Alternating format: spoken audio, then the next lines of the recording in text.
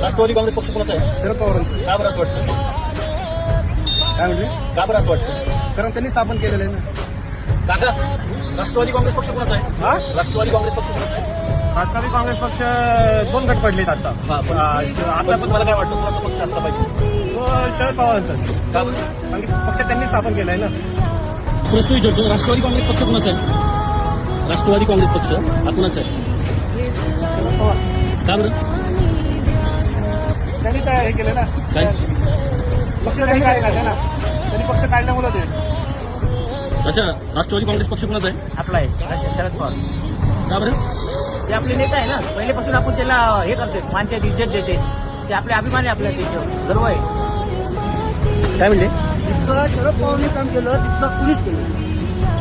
तुम्हाला काय वाटतं? शरद पवार